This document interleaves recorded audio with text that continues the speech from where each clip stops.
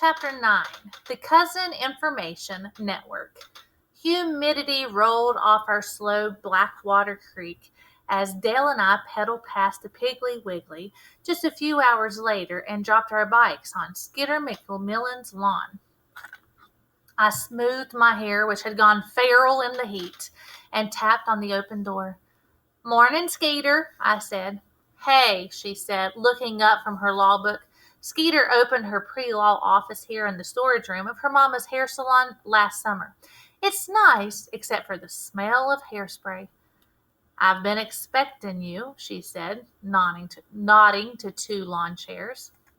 "Let me start by assuring you anything you say here is confidential." Actually, I thought, I'm counting on it. "Dale and me would like to retain your services," I said as we sat down. As if on cue, a thin, dark-haired girl appeared at the door. "I believe you know my partner and accountant in waiting, Sally Amanda Jones," Skeeter said. "Hey, Salamander, you've grown," Dale said, and Sal blushed. Sal, the smallest kid in our class, is shaped like a tube of lipstick.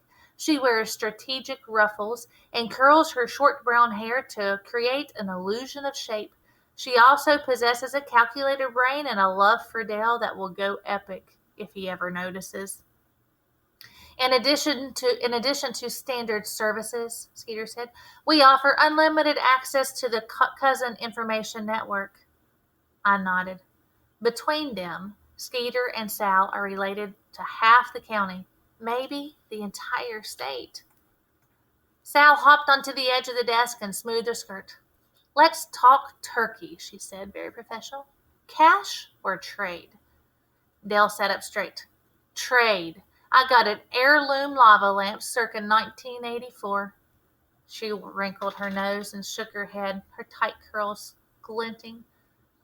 "Plus an Elvis nightlight," I offered. She shuddered. Dale shifted and peered into her eyes. He'd borrowed my Carolina blue t-shirt, which made his eyes blue as the July sky. "An original metal model of Dale Earnhardt Sr.'s first race car, worth $70 easy." She knocked a stapler to the floor. "Deal," she breathed. "Excellent." I ripped a page from my notebook. "We need background on these persons of interest. Selma and Albert Foster of Kingston, friends of Mr. Jesse's." "My cousin reads meters in Kingston," Skeeter said, taking the paper. "I'll see what we can do. And to fill us in on the case?" "We're totally confidential?" I asked. They both nodded. "Okay. Dale's the boy Aunt Anna Celeste saw the day of the murder. He borrowed Mr. Jesse's boat and was returning it for the reward money. Dale, you got anything to add?" "I didn't know you were going to confess me," he gasped. "I'm innocent," he added, looking from Sal to Skeeter. "I didn't kill Mr. Jesse." "We believe you," Sal said. Skeeter hid a smile. "Mo, you all haven't told me anything I hadn't figured out." "Exactly," I told her. "Dale and me wanted this kept confidential until we clear Dale's name, which should be soon. We've gone professional." "Detectives," Dale said modestly, handing Sal his card. She read the hand-lettered card out loud. "Desperado detectives. Murder solved cheap. Lost pets found for free. Dale, chief of lost pets." "Impressive," she said. He smiled. "I'd like to have that back when you're through with it. We just opened this morning and I only had time to make one card." Sal handed it back, and then she tapped her knuckles against her chin the way she does when confronted with a diabolical level math problem. "What about Anna Celeste?" "What about her?" Dale asked. "She knows." My stomach dropped like I was on a Ferris wheel. "She called me last night about her party," she explained, fluffing a ruffle. She looked at Dale. "Are you going?" "I am." Dale's eyes had glazed over. "Party? What party? And what do you mean Anna knows? Is she turning me in?" "I don't think so. She didn't say. Actually, I think the fact that it was you she saw kind of slipped out." Sal was right. Attila wouldn't give away that information for the same reason a trained assassin wouldn't give away bullets. Dale closed his eyes. I knew he was picturing himself in an orange jumpsuit and trying not to cry. Sal, could you call her back? Maybe ask her to keep this quiet until... No, I don't ask Anna Celeste for things. Her parents either. Family rule, she said. Sal is what's known as poor relations of Anna's, meaning she gets invited to Attila's parties but not to writing lessons. Sal's daddy stocks shelves with the Piggly Wiggly, and her mother stays home with Sal's little brother, a confirmed biter. They ain't money, but somehow Sal still manages to dress like a fashion plate out of J.C. Penney. Thanks for the heads up, I told her. I tugged Dale to his feet. Don't worry, Desperado. We'll think of something. Sal, Skeeter, we'll be in touch. Right now, we got to get to the cafe before the breakfast rush sucks Miss Lena under. The breakfast rush had just begun to fade when we finally taped our sign near the cash register. Desperado detectives, murder solved cheap. Lost pets found for free. You're doing great, I whispered to Dale. Just act calm and look innocent, and stay away from Attila and Joe Starr. As he headed for the kitchen, Grandmother Miss Lacey Thornton bustled in, lugging a funeral wreath. She took a seat at the counter, swinging the wreath onto the stool beside her. Good morning, dear. I hear Lena's home. I'm glad. Yes, ma'am. She whipped up a pancake special. Nice wreath, I added, sliding a glass of water across the counter. Is it for Mr. Jesse? Gracious, no, it's for me. I'm driving over to Tarboro today to visit my burial site. I'm prepaid, you know. Congratulations. You like some bacon with your pancakes? No, thank you, she said, straightening the wreath's bow. Care to come along? It's a lovely cemetery. We can make a day of it. Normally I'd say yes, but I got detective work to do, I said. She glanced at our sign. Lovely. May I launch a bottle for you, then? The cemetery practically overlooks the Tar River. I reached under the counter and selected a vinegar bottle with my standard upstream mother message inside.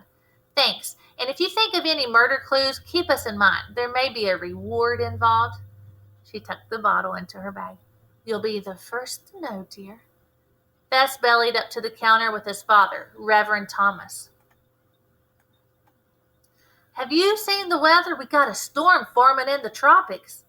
Attila breezed in, and Dale ducked behind the counter. There's always a storm forming in the tropics, Attila sniffed as she claimed a window table. I'll have 2 poached eggs and a diet soda, Mo, and I'm in a hurry. I'm picking out my party decorations today. She flounced her hair and sat down, my anti-invitation hanging in the air like an ode to skunk. Be nice, Dale hissed from somewhere near my feet. I squinted at her, trying to cripple her with my karate death chi. She smiled and put her napkin in her lap. I sighed. Coming up, Anna. Miss Lena came to the kitchen door moments later. Friends, Mo and I are hosting a memorial service for Jesse Tatum here in the cafe Sunday afternoon. You're all invited. Please help spread the word. Attila looked up from her soda. A funeral? Here? Reverend Thompson tugged his napkin from his collar. Lena, a service for Jesse is a wonderful idea. This is a great venue, but I wish you'd consider having it at Creekside Church. We have a large sanctuary, and I'm sure Rose would play for the service. Miss Rose is Creekside's pianist. Sometimes Dale solos while she plays. It would mean a lot to me, Reverend Thompson added. I looked around the cafe and to a sea of baffled faces.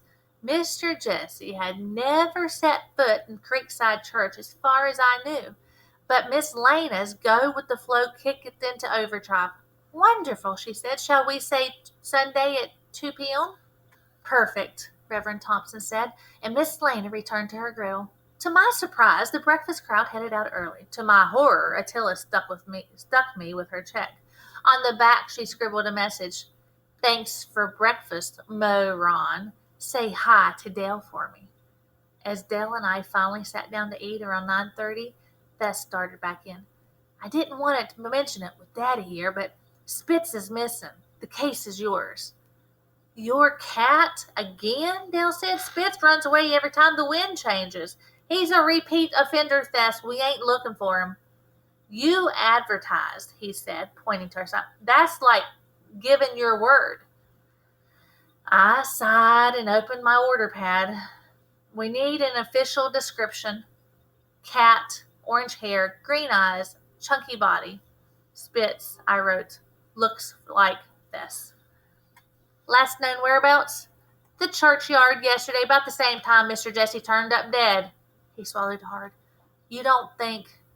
Nobody's thinking serial killer, Dale said, his blue eyes serious. Not yet. Reverend Thompson honked his horn and Bess bolted. We need to hurry, too, I told Dale. We got to get to the crime scene. Us? The crime scene? Of course, I said, ignoring the syrup on his chin. We're professionals. Okay, but I better check in with Mama first, he said, and folded his last pancake into his mouth. One thing about Miss Rose, she likes to keep track of her baby.